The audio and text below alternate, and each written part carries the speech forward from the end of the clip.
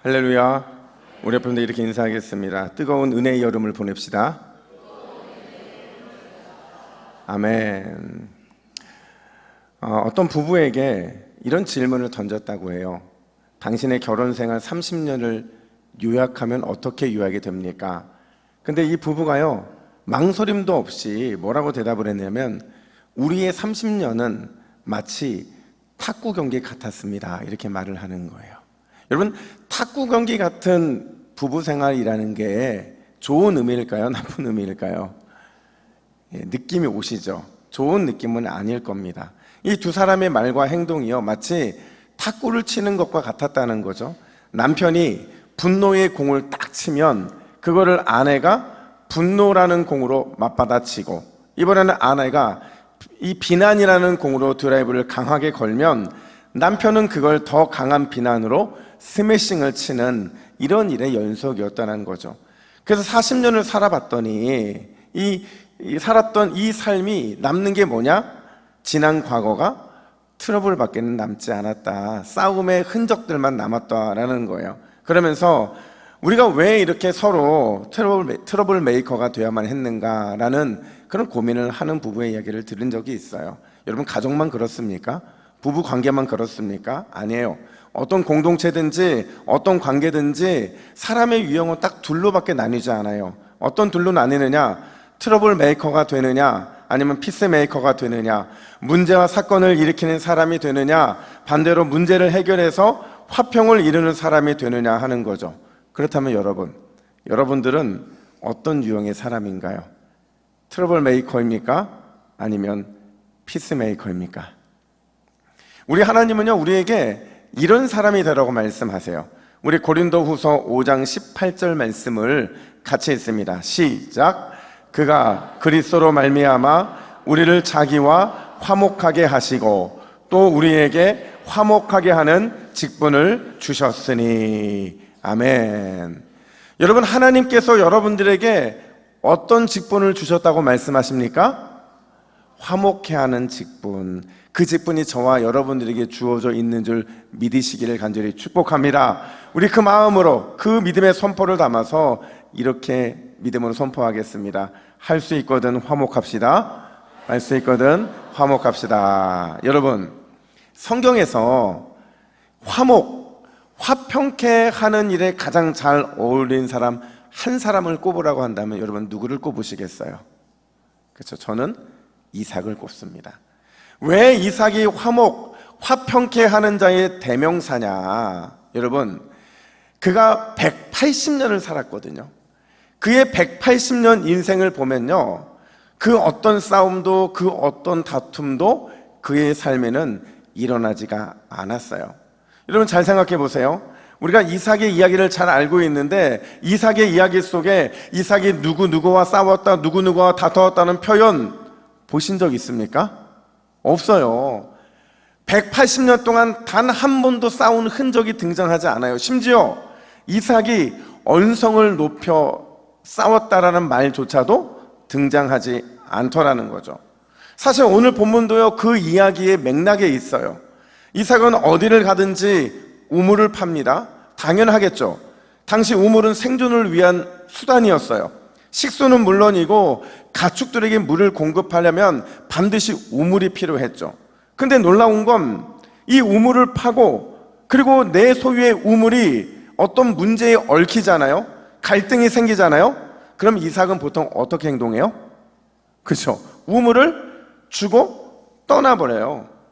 그 소중한 우물, 그 우물 때문에 싸우거나 소유권 분쟁을 하지 않더라는 거죠. 근데 참 신기하게도 그래서인지는 모르겠지만 그런 그에게 하나님께서 어마어마한 복으로 응답하시는데, 여러분 잘 보세요. 그가 받은 복이 얼마나 대단한 복인지 우리 12절부터 13절까지의 말씀을 같이 읽습니다. 시작. 이삭이 그 땅에서 농사하여 그 해에 100배나 얻었고 여호와께서 복을 주심으로 그 사람이 창대하고 왕성하여 마침내 거부가 되어. 자, 여러분, 이삭이 얼마나 큰 복을 받았대요?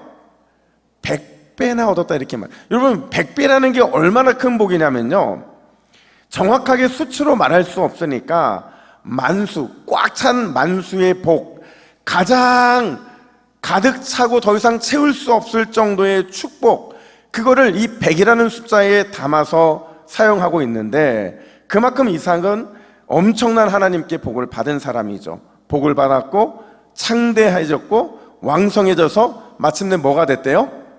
거부가 됐다, 이렇게 말을 하고 있죠. 자, 질문. 여러분, 이삭이 이 복을 받은 이유, 지금까지의 과정만 놓고 본다면 그 이유가 뭐예요? 그렇죠, 화평케 하는 사람이었기 때문에 그렇죠. 어디를 가든지 피스메이커, 화평케 하는 삶을 살았기 때문에 이런 복을 받았다라고 말하는 것 같다라는 거죠. 그런데 사실 여러분, 오늘 본문은요, 아니 이삭의 인생은요, 이런 어마어마한 복을 받았다는 데에 초점이 있지 않아요. 그러니까 그가 가지고 있는 화평케 하는 이 사명 때문에 복을 받은 것은 맞지만, 그 복이, 어마어마한 복이 그에게 화평했기 때문에 그것만을 통해서 주신 것은 아니라는 거죠. 오히려 그의 삶에 어떤 일들이 일어났고, 그 삶의 일들 속에서 하나님이 이삭을 빚어가시는 과정 가운데 하나님이 원하시는 모습으로 빚어갔기 때문에, 그렇게 만들어졌기 때문에 이삭은 이런 복을 받았다는 거예요. 여러분, 이삭의 삶에 과연 어떤 일들이 일어났을까? 그리고 그 일들을 통해 하나님은 이삭을 어떤 믿음의 사람으로 빚어가고 계실까? 오늘 살펴보면 첫 번째로요, 따라할까요? 우물이 아닌, 여러분 아침에는 목소리를 높이 져야 됩니다. 그래야 정신이 바짝 들어요. 다시요. 우물이 아닌 재단 쌓는 인생이 되어야 합니다. 자, 제가 어제요, 저희 주일학교 아이들한테 물었어요. 한 아이한테 물었더니 그 아이가 기가 막힌 답을 했는데, 자 보세요. 아브라함, 이삭, 야곱, 이 세 사람을 묶어서 뭐라고 부르는 줄 아세요? 여러분, 아이가 기가 막히게 맞췄다고 그랬어요. 다시요. 아브라함, 이삭, 야곱, 이 세 사람을 뭐라고 부르는 줄 아세요? 가족이다, 이렇게 말하더라고요. 그래서 아, 맞구나, 가족도 맞아요, 답이. 근데 아브라함, 이삭, 야곱을요, 성경에서는 뭐라고 부르냐면 족장이라고 부릅니다. 근데 특이한 건 뭐냐면, 분명히 아브라함, 이삭, 야곱 셋은 족장의 연속인데 다른 족장들에 비해서 이삭이 너무 가볍게 언급되고 있는 것처럼 느껴지더라는 거죠. 창세기를 보면 여러분, 아브라함은 대략 15장에 걸쳐서 그의 행적이 묘사가 됩니다. 야곱 역시도 대략 12장에 걸쳐서 언급이 돼요. 그런데 이삭은 고작 몇 장의 주인공처럼 나타나느냐? 딱 한 장, 그것도 바로 오늘 본문 26장 뿐이라는 거죠. 심지어 그냥 26장에서 이삭이 얼마나 대단한 믿음의 사람인지만 말하면 되는데, 그것보다 더 많이 등장하는 단어가 있어요. 그냥 이삭하면 패키지처럼 따라다니는 단어, 그게 뭘까요? 우물입니다. 그래서 사람들은 이삭을 뭐라고 불렀느냐? 우물의 사람이다 라고 이렇게 불렀다라는 거예요. 그럼 여러분, 이삭이 우물의 사람이라는 게 좋은 의미일까요? 좋지 못한 의미일까요? 그렇죠. 겉으로 볼 때는, 세상적인 관점에서 볼 때는 좋은 의미예요. 왜냐하면 앞서도 말씀드린 것처럼 우물을 소유하고 있다는 것은 그만큼 땅의 축복을 받았다라는 근거거든요. 특히 우물을 팔 때마다 이삭이 우물 팠을 때 실패한 거 본 적 있으세요? 없습니다. 100이면 100 항상 물이 막 솟아났거든요. 그래서 세상의 관점으로 보면 이삭은 우물의 사람이고 큰 복을 받은 사람이라는 거죠. 근데 이 우물을 히브리인들의 관점에서 보면 그렇게 좋은 의미가 아니더라는 거예요. 왜냐하면 여러분, 우물을 파려고 하면 반드시 뭐가 필요해요? 인간의 노동과 인간의 수고가 필요하죠. 그리고 우물을 판다고 해서 반드시 물이 솟는다는 보장이 없어요. 그래서 우물을요, 히브리인들은 어떻게 생각했냐면 인생의 수고와 고난 그리고 고통이라고 생각을 했다라는 거죠. 그 관점으로 오늘 본문을 보세요. 여러분, 이삭은 큰 기근의 때에 그랄로 이동을 해서 거기에서 농사하여서 몇 배의 축복을 받았다고요? 100배의 축복을 받았습니다. 그랬으면 그냥 그렇게 행복하게 살아야 되는데 어떤 일이 벌어지느냐, 우리 14절과 15절 말씀을 같이 읽습니다. 시작. 블레셋 사람이 그를 시기하여 우물을 막고 흙으로 메웠더라. 자, 여러분, 갑자기 블레셋 사람들이 등장을 해서는 우물을 막아버립니다.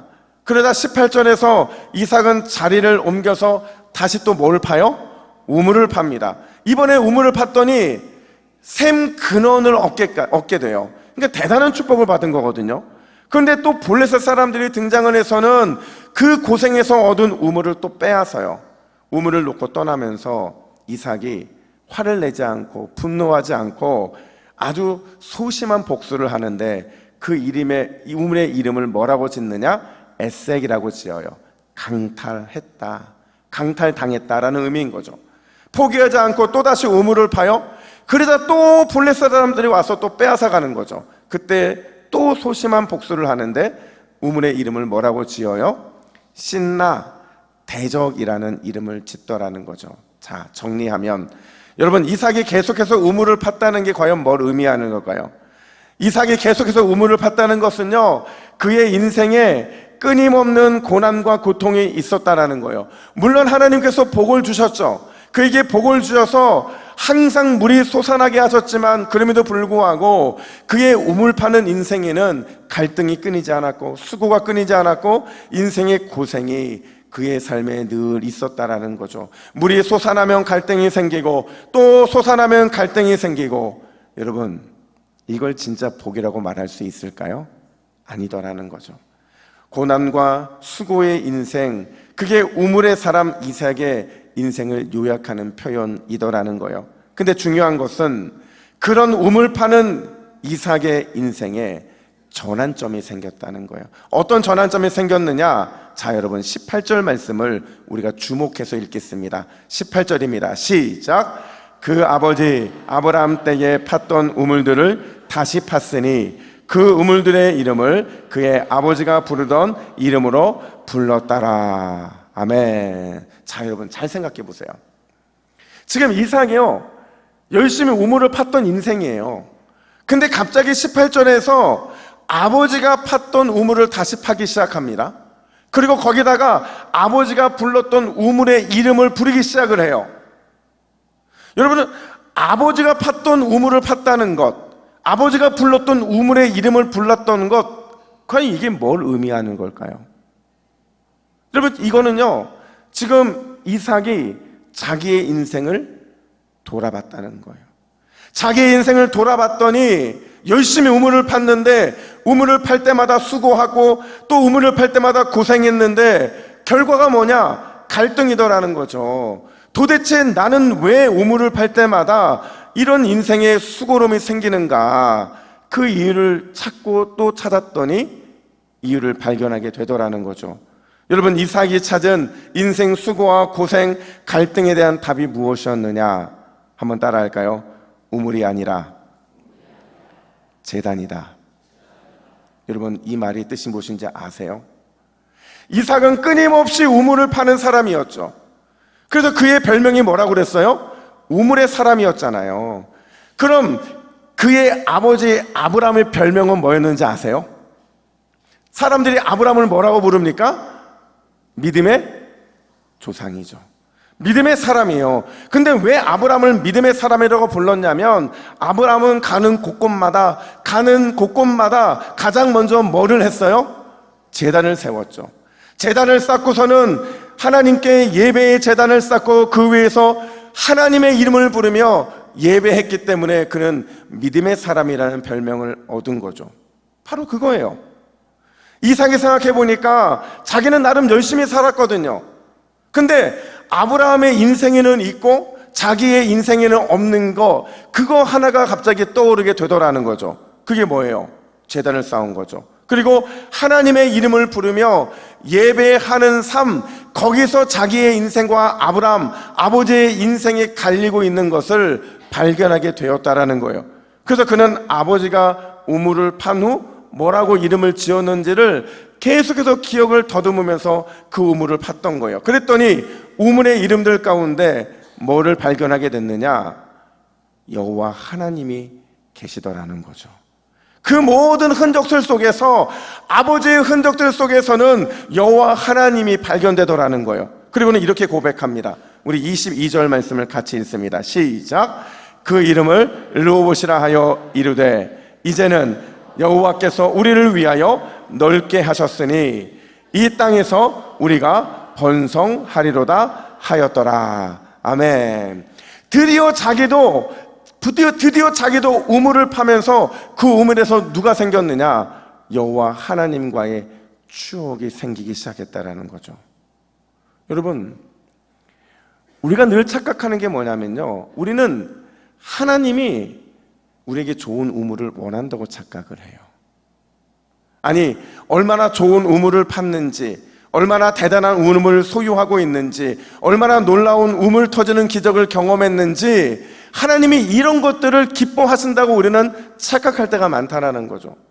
근데 여러분, 하나님이 원하시는 것은요, 절대로 우물이 아니에요. 하나님이 기뻐하시는 것은 우리가 얼마나 좋은 우물을 팠는지, 얼마나 대단한 우물을 소유하고 있는지, 그게 얼마나 기적과 함께 우리의 삶에 나타났는지, 그거를 기뻐하시는 게 아니라 하나님이 기뻐하시는 것은, 따라합시다, 제단을 쌓고 여호와 이름을 부르는 것, 그걸 가장 기뻐하신다는 사실이에요. 여러분 믿으십니까? 여러분 잘 생각해 보세요. 우리가 앞서 언급할 때 이삭이 100배의 축복을 받아서 거부가 됐다고 말을 합니다. 근데 그게 우물과 관련 있는 복이었습니까? 아니에요. 우물과 전혀 상관없이 밭에 씨를 뿌리고 결실을 100배나 얻은 축복이었던 거죠. 그가 100배의 축복을 받은 것도, 그가 거부가 된 것도 우물을 팠기 때문이 아니라 여호와 하나님께서 땅에 복을 주셔서, 그래서 그가 그 복을 받기에 가능했다라는 거예요. 여러분, 그렇다고 한다면 그가 지금까지 파왔던 우물은 가짜였던 거죠. 그게 인생에 그리 큰 도움이 되는 게 아니었다는 거예요.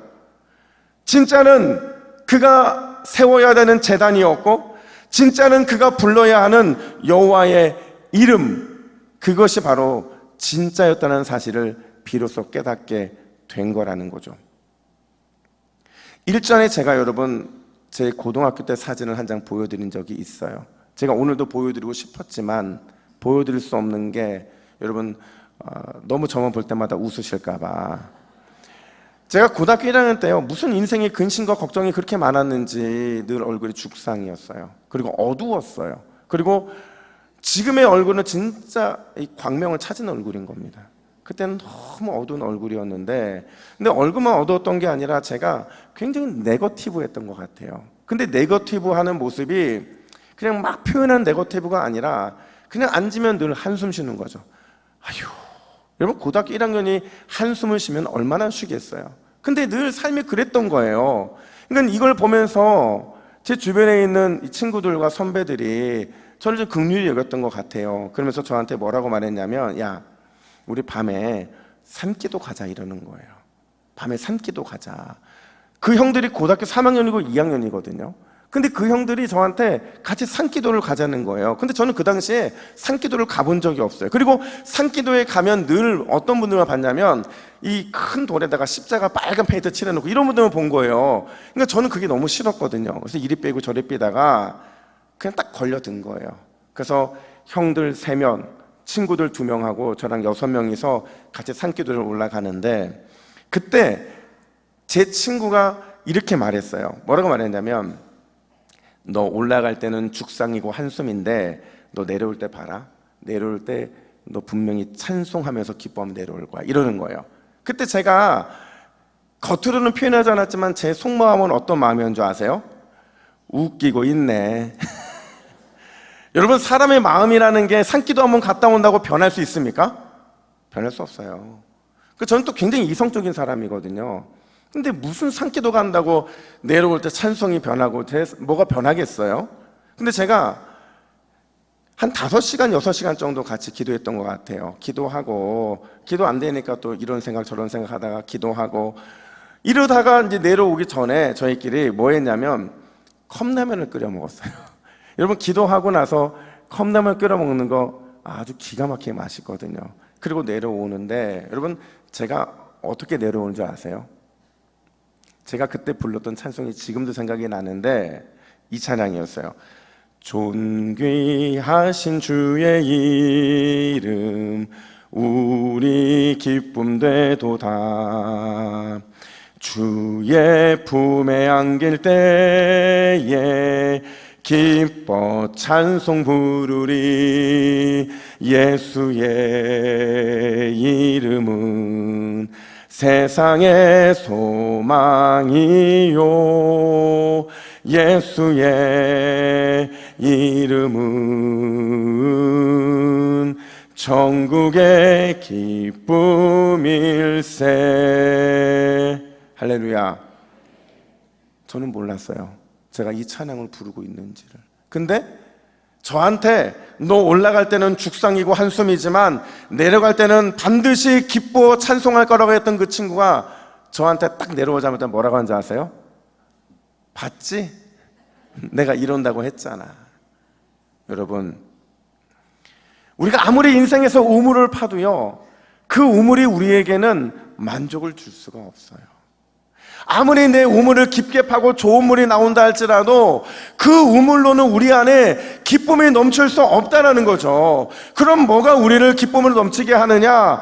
하나님을 위해 제단을 쌓고 주의 이름을 부르는 인생, 주님의 이름을 찬송하는 인생, 그 인생이 될 때 진짜 우리의 영적인 우물은 터지게 되는 줄로 믿으시기를 축복합니다.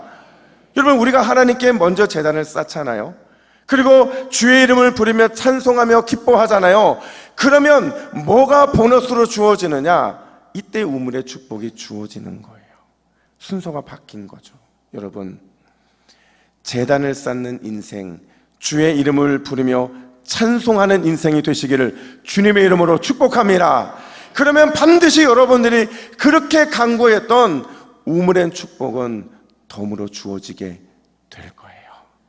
반드시 이 순서를 기억하고 우물이 아니라 제단을 쌓고 하나님께 예배하며 찬송하는 인생 되시기를 예수님의 이름으로 축복합니다. 뿐만 아니라 두 번째로요, 여러분 따라합시다.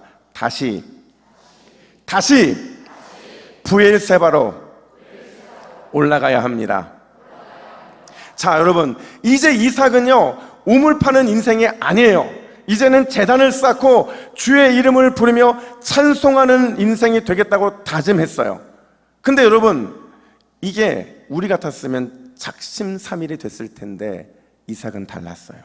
그냥 말과 마음으로만 다짐한 게 아니라 실제적인 행동으로 다짐하고 결단하게 되는데 그 결단이 바로 23절입니다.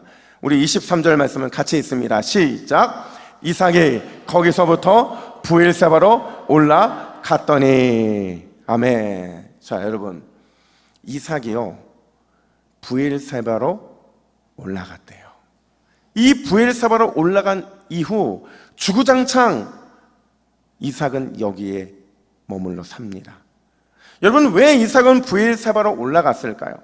왜 굳이 브엘세바였을까? 여러분, 지도를 보시면 지금까지 이삭은 흉년을 피해서 그랄에 있었어요. 여러분, 그랄은 블레셋 성읍이고 이방 땅이었어요. 그럼 브엘세바는 어떤 곳이냐? 여러분, 그랄과 브엘세바가 가까워요, 멀어요? 상당히 가깝습니다. 근데 이 브엘세바라는 곳이 어떤 곳이냐면요, 지정학적으로 보면 남방 한계선이에요. 즉 사람이 살 수 있는 그 한계 지점이 바로 이 브엘세바이고, 여기를 벗어나면 비로소 광야이고, 그리고 여기서부터는 사막인 거죠. 그래서 성경에 보면 단에서부터 브엘세바라고 해서 이스라엘의 영토를 확정지어 주거든요. 근데 우리가 주목해야 되는 거는 이 지정학적인 의미에서의 브엘세바가 아니라 영적인 의미에서 브엘세바가 과연 어떤 곳이냐 하는 거죠. 여러분, 영적인 의미에서 브엘세바는 어떤 곳일까요? 이곳은요 믿음의 고향이에요. 은혜를 추억하는 장소였던 거죠. 추정하기로 이곳에서요 아브라함은 약속대로 누구를 낳았을까요? 이삭을 낳았어요. 그리고 이삭을 모리아산에서 번제로 드리기 위해 출발한 곳이 어디였을까요? 브엘세바였다는 거죠. 심지어 이 브엘세바는요 그냥 아브라함이 들어가 산 곳이 아니라 7 암양 새끼를 주고 산 거예요, 돈으로. 그리고 나서 그곳에서 아주 특별한 행동을 하나를 하는데 어떤 행동을 하는지 보세요. 창세기 21장 33절 말씀 우리 같이 읽습니다. 시작. 아브라함은 브엘세바에 에셀나무를 심고 거기서 영원하신 여호와의 이름을 불렀으며. 아멘. 자 보세요. 아브라함이요 브엘세바에 뭐를 심었대요? 에셀나무를 심었다고 말을 해요. 여러분, 에셀나무가 우리는 잘 문화적으로 와닿지 않는 나무라서 잘 모르시지만요, 이 에셀나무가 어떤 나무냐면 낮에 수분을 배출해요. 낮에 수분을 배출하니까 여러분 보세요. 나무가 있어요. 그 나무에서 수분이 배출이 됐어요. 햇빛이 쨍쨍 내리쬐요. 그러면 나무에서 어떤 일이 벌어질까요? 빛이 환하게 비춰주는 거죠. 마치 하나님의 임재한 것처럼 그런 빛이 환한 나무가 바로 에셀나무인 거죠. 중요한 건 그 에셀나무에 영광의 빛이 발하는 나무에 거기에서 누구의 이름을 불렀대요? 영원하신 여호와의 이름을 불렀다는 거죠. 바꿔 말하면 아브라함이 브엘세바에서 여호와의 이름을 불렀다는 것은 공식적으로 하나님을 향한 믿음을 고백했다는 거예요.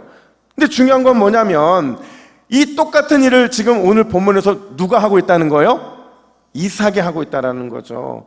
이삭이 어떤 일을 하느냐? 25절을 보세요. 25절 같이 읽습니다. 시작. 이삭이 그곳에 제단을 쌓고 여호와의 이름을 부르며 거기 장막을 쳤더니. 아멘.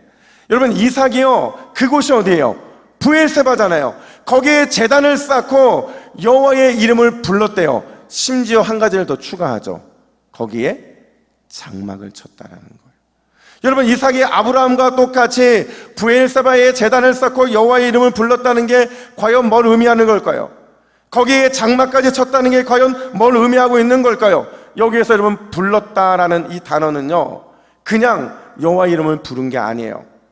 하나님께 예배하고 기도하며 섬겼다라는 거죠.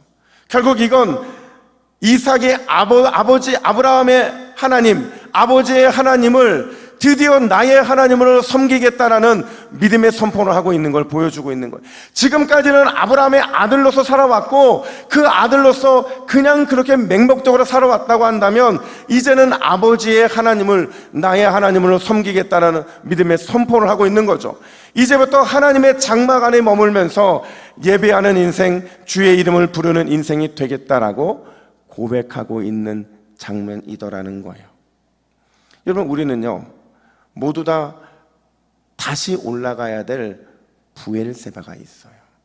다시 제단을 쌓고 여호와의 이름을 불러야 하는, 하나님과 우리가 만나야 되는 은혜의 영역이 존재한다는 거죠. 누군가는 그곳이 바로 기도의 브엘세바일 거예요. 하나님이 여러분들을 기도의 자리로 초청하시는 거죠. 누군가에게는 예배의 브엘세바일 거예요.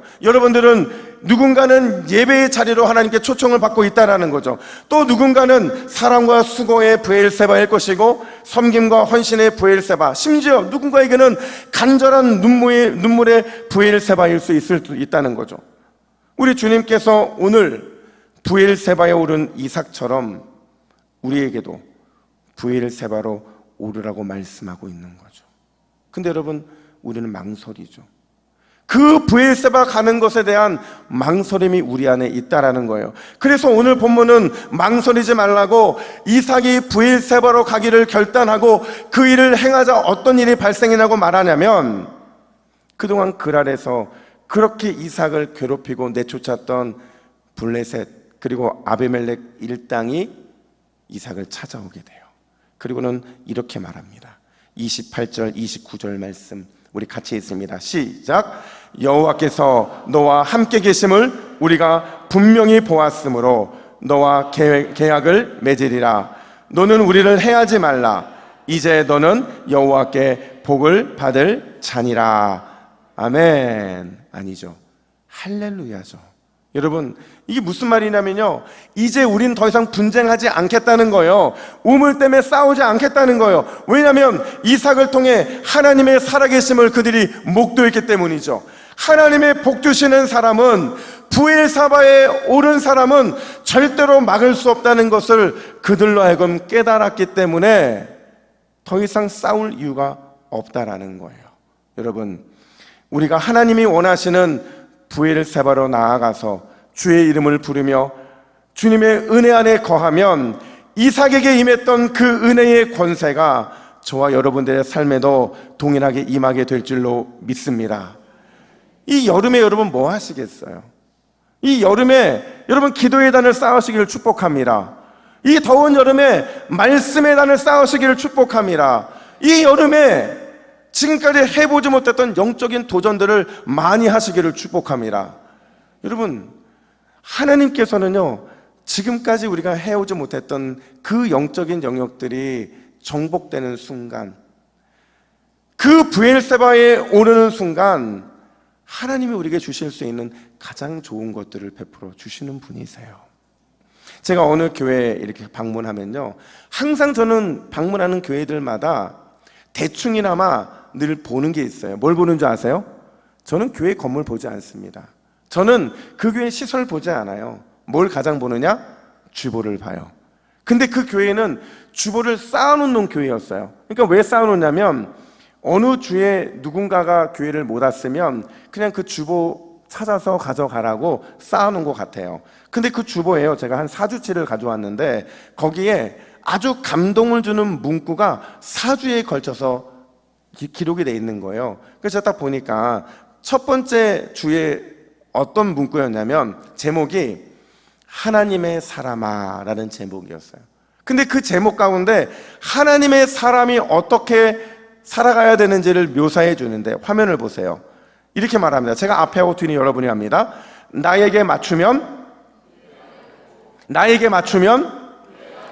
교회에 맞추면, 성경에 맞추면, 하나님께 맞추면.